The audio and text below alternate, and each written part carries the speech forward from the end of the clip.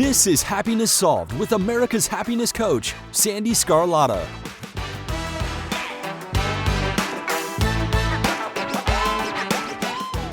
Hello, everyone, and welcome to today's episode. I am so happy you're here. So you may have noticed the music is a little bit different. I thought I would change things up a little bit. So before I introduce today's guest, I want to talk a little bit about gratitude. So here we are.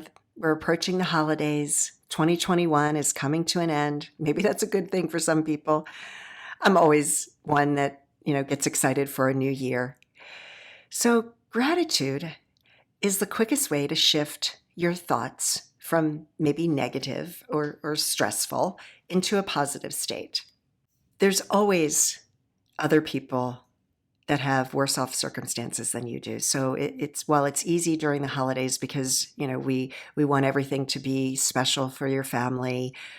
We want to get the perfect gift for people and things like that. And this year things may be a little bit different. As we all know, they're logistically, things are not getting to places the way that we're used to. We're not getting that instant gratification many times.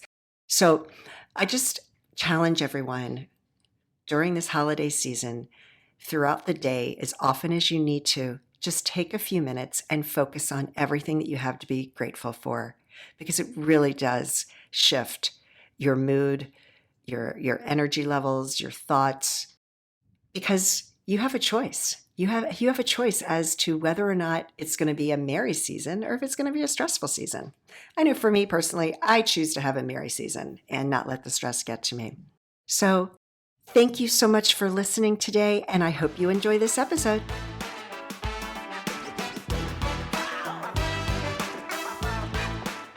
Today's guest is comedian Mickey Bell. From an early age, Mickey has always been the one to stand out in a crowd, not because of his awesome size, but from his ability to lighten up any mood or situation. He is no stranger to the stage since he started standing in front of people since the age of 10. Mickey proves that you don't have to use vulgar language to get people to laugh. You simply have to look around this world to find plenty of comedy material. Isn't that the truth? Mickey is also the author of Reverse the Course of Depression. So I hope you enjoy this interview. It's definitely one not to miss.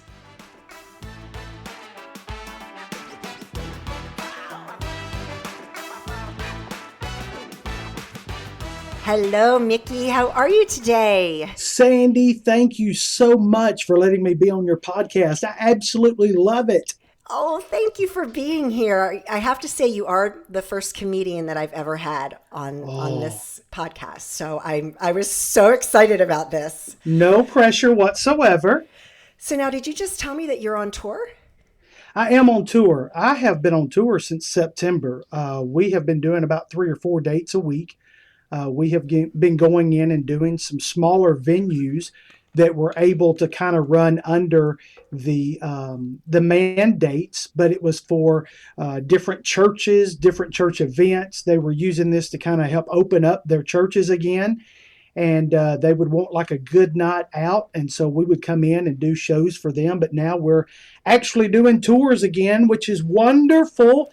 My power company absolutely loves the fact that I'm on tour, and so we're happy about it. Yeah, I bet they do, right? That is great. Congratulations. Thank you. It is nice that things are starting to become a little bit normal. I mean, we're still a little, who knows where we're going. But yeah, so I'm certainly it's a pleasure to have you here. So thank you. So tell me about what led you to become a comedian? What's that backstory? Wow, that is a long story. So I'll give you a week's version, okay? Now, I was that kid growing up. I was that kid that used humor to offset the pain that I was carrying on the inside. In fact, when I started doing stand-up, I started reading how some of your most notarized comedians like Robin Williams, for instance, how they all really had screwed up lives, and it made them a better comedian. And I'm like, dang, I'm going to be successful then because I had a screwed up life. Oh my goodness. And I was sitting here and I was that person, I was that kid that when I went into school, I wanted to have the upper hand. And I did not want people to know the pain that I was carrying with me or the things that I was dealing with. So I automatically used humor to offset that. And it kind of stuck with me. I was kind of known as that person that was joking around all the time, making people laugh. And then it kind of carried on into my adulthood. And then I ended up in my early 40s without a job. I was unemployed. We were homeless because of decisions I had made that threw me in a spiral of depression. And these opportunities just started opening up. And I quickly learned that my tragedy was leading me right into my sweet spot of life. And that's how I ended up here. So now we're using comedy to break down some walls and to break down some barriers, but also using that opportunity to share people my story, but to also deal with mental illness things that we need to talk about. Wow. Wow. Can you share some of that insight? Well, we just talk. I mainly just share my story. I just tell people after they have been watching me for about 30 minutes, just cracking up and laughing and helping them laugh and that sort of thing. Then I just kind of share with them, my life wasn't always like this because there was a very dark time, a very dark period in my life when I could not laugh. And I really wanted to die, just to be totally honest with you. I would go to bed every night, burying my head in my pillow begging God to take my life. And then I would wake up the next morning and be mad at God because he did not answer my prayer. And I Wow. built up an anxiety to where I could not get out in public. I was very conscientious about the fact that people were always looking at me. I felt like they were staring at me and they were laughing at me. So I really built up an anxiety. It made it very miserable for my wife and my daughter. They finally sat down with me after a period of time and said, look, you're going to have to do something. You're either going to have to do something or we're going to have to do something. And so that's when I started seeing a psychologist, and he referred me over to a physician. And I had to meet with people every week for an entire year just so I was able to get out of the house and go out in public. And so to be able to see that I come from that to now I'm standing on stage in front of hundreds and thousands each week to help them laugh and to be able to laugh at my situation now really speaks volumes. And I think it really speaks into a lot of people. It gives people hope that, wait a minute, if he can do this, then maybe I can do it as well. And so it affords me the opportunity to speak to people one on one. They reach out to me on social media after our shows, and it gives me an opportunity to kind of pour what I have learned with my journey and use it to encourage them, hopefully, to make progress in their own life. Oh my gosh, I love it. Well, that's the whole purpose of this podcast. Isn't that awesome? How we work out that way? Yeah. Yeah. Yeah, because life can be very hard sometimes, right? Yes. Yes. Yeah. So what was that like for you when your wife and your daughter, approached you? Like what was going through your mind? Well, at that point in time, I was at my lowest. I remember a conversation that I had with my wife. Now, you'd have to keep in mind, I've made some terrible decisions in my life. I was unfaithful, and my wife should have left me if the truth be known. And in a moment that we were in the middle of that painful situation, we were barely talking to each other. But I looked over at her one evening and I just said, why don't you just go ahead and leave? I said, because right now I am at my lowest. I am not looking to get out of this. Everyone else has walked out on me and turned their back on me. I said, why don't you just go ahead and do it now? Clean break, and then you can go be happy with what you deserve, and I can just deal with the consequences myself. She looked at me, and Sandy, she looked at me with tears coming down her eyes, and she looked at me and she goes, I really want to, but I can't. Oh my And I gosh. said, what do you mean you can't? She says, you don't know how bad I want to leave, but I can't leave because if I leave, you will never find your purpose in life, which is much greater than what you have been so far. And she says, I have to stay to keep you alive so you can find your purpose. Wow. So I use I that have chills. story. I have Yeah. chills. Yes. So Wow. I use that story to encourage people that are listening. Sometimes the answer is not to run and start over. Sometimes the answer is to stay and fight for what you believe in, no matter how painful it may be. Sometimes that's the answer, to stay and fight. And today We are closer than we've ever been. Our daughter, who is now 21, just got married about 8 weeks ago. And so we're living the life now. She travels with me full time. I can't go anywhere without her. A lot of that has to do with my anxiety, but we're at the point now to where I'm able to afford to have her on the road with me. We travel, we get to see the world, and we're just having a blast now. And it's mainly because she did not leave me. She stayed with me and she fought for me. So to answer your question, when my daughter and my wife sat down and told me, I was already at my lowest. I was like, okay. I mean, I was already at the point to where I was giving up on myself. But when I looked at my daughter in my eyes, or in her eyes, and I saw the love that she had for me, and not judgmental, she was purely loving me. Then I said, okay, I'll do it for you if I don't do it for anybody else. And so that's what forced me to go. And after I started going, I started feeling a little bit better and started realizing that maybe there is a purpose for me still. And now that I have found that purpose, I'm telling you, I'm happier now than I've ever been. Wow. Well, that's incredible. And before I forget, congratulations on your daughter's wedding. Oh, That's a thank you. huge milestone. Oh, I'm just glad it's paid for. Yeah, right. Oh my gosh. Wow. And it's interesting because when you said that you would do it for her, I know I have been at points in my life, and my son turns 21 in 1 month from a couple of days from now. Oh, wow. And yeah, there are days, we're human, and there's days where I don't want to do this or I don't do that, and I do it for my son. And it's Correct. interesting how that the power of being a parent, and how what we don't want to do for ourselves, we'll do it for them. Absolutely. Absolutely. And that's encouraging though. And here's why that's encouraging. For anyone that battles those thoughts of wanting to run away or wanting to just give up, it is good that we have those individuals in our lives that keep us focused. Because when we don't feel like we can do it ourselves, or when we feel like we are very weak, it is so awesome to be able to have the love, not only for them, but to be receiving from them, that will cause us to get our mind straight in those moments when we want to give up. Oh yeah. Oh yeah, for sure. Without question. Wow. Wow. That's I mean, and I commend your wife, because that's something that must have been very hard for her. Absolutely. She is the hero of this story. It is not me.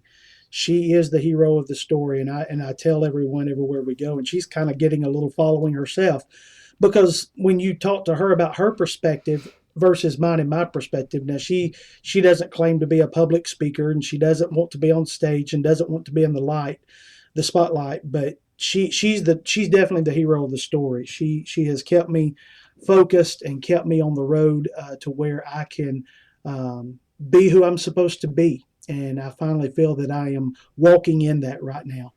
Oh, that's amazing. And congratulations to you, because, you know, it's not easy, especially just being so vulnerable and talking about it. But Mickey, I am a life coach. Hmm. And so I have to kind of throw you under the bus a little bit here. Okay, You did that work yourself, though, because only you can change who you are, right? Your wife didn't do it. You did it. correct. So I just wanted to point that out. Well, thank you. It was hard work, and and I tell people that too, because especially when the question comes up about medication and taking medication for depression. One of the things that I tell people is that the medication was never intended to get rid of the depression. The depression is never going to go away. What we do is we learn how to overcome it each day of our life, and it gets easier to handle the stronger we get. And I explain to people that medication is only there to keep you thinking clearly. It's to help you align so that you can now fight for what you want. So, anyone that wants to live with depression and still have a smile on your face, those people that want to help overcome that, it's going to happen because of hard work and nothing less. You have to work at it and you have to stay on top of it. You cannot take a pill and cause it to disappear. It will not disappear. You're just going to become numb and you're going to continuously have to take medication. So I try to encourage people, get ready for the fight of your life. It's worth it though, because I'm on the other side of that and I'm able to share with you how worth it is to be able to fight every day to win. Yes, exactly. That's exactly right. And also, the medication, I mean, depression is kind of a chemical imbalance in your brain. So it's Hmm. just helping to manage that and balance it out. But like you It's said, you still have to do the work. oh, you've got to do the work. It's only there to help. I look at it this way: the medication helps you get on an even playing field, so it actually gives you a chance, gives you a fighting chance. And so when it gets you on that even playing field, now that's when the work begins on your behalf to make sure that you overcome the thoughts that are coming to you. I explain it this way: depression is nothing really more than the fact that you've had a tragedy moment in your life and your brain doesn't know how to respond to that. It doesn't mean you're sick. It doesn't mean you're weak. It just means that you have had such a tragedy moment hit you that your brain doesn't know how to compensate for that. Therefore, it starts shooting all kind of thoughts your way. And many of them are negative thoughts that turn you backwards to the way that you really want to be living. And so, if we could learn to literally just take each thought that comes to our minds and take it captive and then look for the truth that is inside the thought, then we can start realizing that our mind is actually playing tricks on us. And once we get control of controlling our thoughts, then we can start living a life that is actually joyous and happy, even though we are still considered a person that's dealing with mental illness, dealing with depression, or dealing with anxiety. Yes, exactly. So I want to go back to you talking about the anxiety that you still have and Hmm. that your wife, she travels with you and helps you. How does anxiety affect you if you're going on stage? Because, like, for me, that's like the most nerve wracking thing ever, right? I'm kind of weird, right? I'm kind of weird. No, it's really when I'm on stage, I'm okay. It's therapy for me to be on stage because I feel like that is the calling that's on my life to help people laugh again. And so when I'm on stage doing what I was placed on this earth to do, it's therapy for me. It's when I come off stage and people rush up to you or people are constantly trying to pull on you. And many of them are simply wanting to tell me their depression story. They're wanting to tell me how they've been encouraged. And I want to hear that. But there are times where when there's that many people trying to talk to me at one time, that's when my anxiety kicks in and I have to have a buffer there to kind of know that if I can see them or they're within arm's distance of me, that I'm okay. Yeah, I can see that. And I've heard that before from people that, whether they're a dancer or a comedian or an actor, like when they're on stage, that's their zone. Most definitely. That is the moment that you are. I could live on that stage 23 hours a day because of the fact that when you find your sweet spot in life, you could do it all the time and not worry about the timing, not worry about the pay, not worry about any of it. You just want to do it. Right. Yeah. No, I can completely relate to that. Now, I Yeah. still want to get paid. I do. I just, if anybody's listening, I still want to get paid. Well, you're entertaining and you should be paid for it. Yes. Yeah. Thank you. Thank I mean, I find going to a comedy show is one of the best things. Oh, it's the most fun thing you can ever do. Because, you. It does. and I don't mind paying to have somebody make me laugh. Right. And here's the thing, I guess one of the biggest compliments I can have is when I have an individual come up to me and say, I have not laughed like that in a long time, or it's been over a year since I've been able to laugh because of the things I've been to, but you helped me come to grips with some things, or you helped me overcome some things just by using the comedy. I wasn't doing a motivational speech. I wasn't presenting any type of message that would require change. Just me standing up there, walking out my life in front of them in a humorous way. It's just that's the power of laughter. The power of laughter that allows you to break some things on the inside and gives you the freedom to be able to deal with some of those dark places. It's so cathartic, right? Absolutely. I mean, I remember I've talked about this on a previous interview in one of my earlier episodes that I remember reading about someone who, very wealthy man, was diagnosed with cancer and had just a few months to live. And he he basically just locked himself in a room and just started watching funny movies and was just laughing and laughing and laughing. And he went Wow. back in for a follow up and his cancer was gone. Isn't it amazing? Yeah. It Yeah. is amazing to hear those type of stories. Yeah. Yeah. It really is. I mean, there's nothing like it. There's nothing like it. So, can you make me laugh, Mickey? Absolutely not. I can't. I can't do it. I don't know. I just can't. It's not like a spot on thing to where I don't know. I just don't think I can. My wife's not here. I'm starting to feel the anxiety come over me. I don't know that I can. Okay. That's fine. I'm okay with that. Laughter is such a wonderful thing. You can look at anything in this world and find that, you can laugh at it. And I'm also of that opinion where you don't have to be vulgar and you don't have to cuss to be able to present a very clean, a very entertaining show. Thank you. And so I'm striving for that. I mean, I haven't even cussed yet. And so even in this interview, I haven't cussed yet. So my thing is I'm trying to make it to where it's good for the entire family. But my goodness, just look around at everything that's going on in this world. There are plenty of things we can laugh at. Just some of the craziness that's going on. And if you just look at it with the eye of common sense, sometimes the jokes just write themselves. Oh, they do. Isn't that the truth? Yeah. Oh my goodness, they totally do. They totally do. So where can people see your shows? Like, what is your tour route? Well, currently I'm working with several different musical artists, a lot in the contemporary Christian field, where I will go in and they will bring me in as their opening act. And so we travel and do a lot of that. You can just check out all of my tour stuff on themickeybell.com. You can go to the website there and find our show page where it tells you everywhere we're going to be. We're traveling with various artists. It's kind of a unique time right now because of what COVID did for all the entertainment industry in 2020. Now it seems like everybody and their brother is trying to get on the road now. So I'm kind of being pulled in several different directions, but I like it. There's just no telling who you may see me with. We're hoping that by the end of the year, we're probably going to be going out with some country artists, and Nice. we're very excited about that. So you just never know where we may end up. I'm doing my very first comedy club appearance this month, and so I'm excited about that. To be able to get into a comedy club as a clean comedian and as a brand new comedian, that is simply unheard of.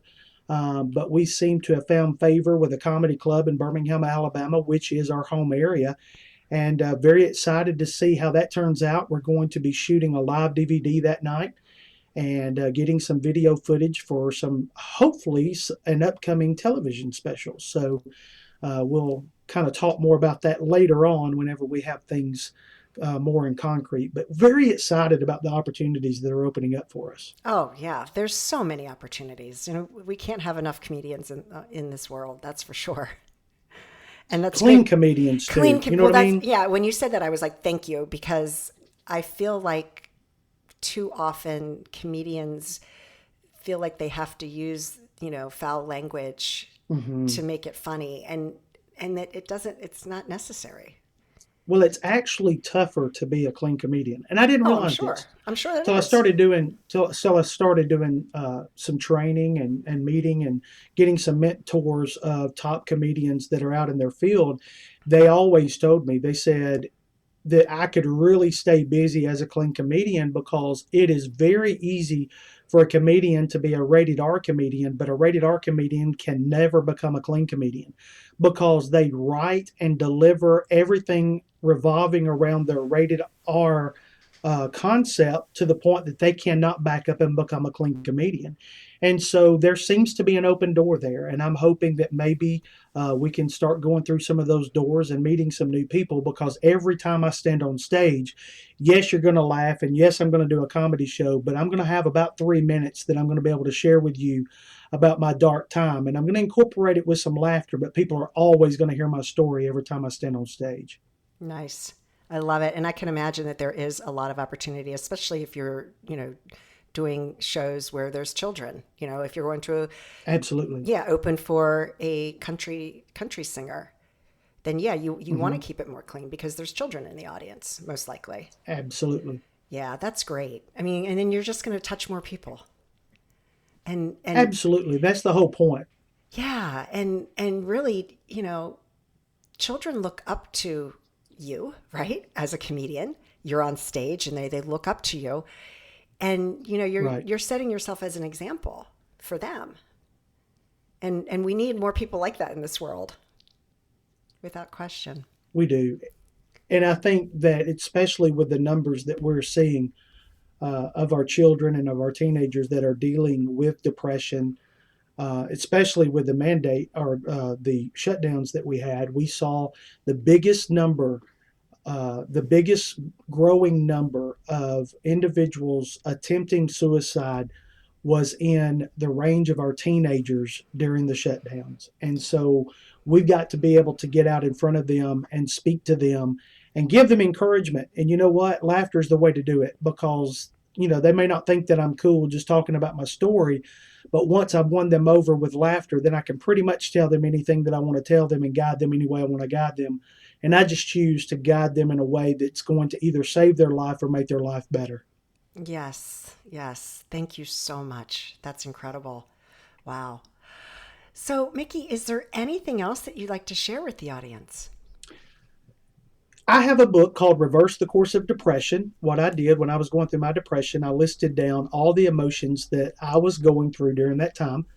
And I wanted an approach to how to overcome each emotion. Now, this is like a resource book that you can use on a daily basis based upon the emotion that you may be going through. And you can get it at Amazon, wherever you order books. But if you need help dealing with emotions that come with fighting your depression, I really believe this book is going to help you. It's going to help me because, I can eat, but it will really help you because it will help you deal with the emotions that you go through on a daily basis. Oh, that sounds amazing. Amazing. Mickey, thank you so much for joining me today. I tell you that you have just been and are such a blessing to so many people, and I just wish you nothing but the best. Oh, Sandy, you're awesome. Thank you so much. Thank you. Take care.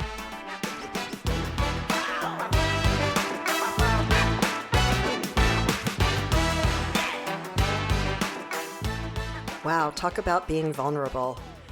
What a great conversation I had with comedian Mickey Bell. You can check him out at themickeybell.com.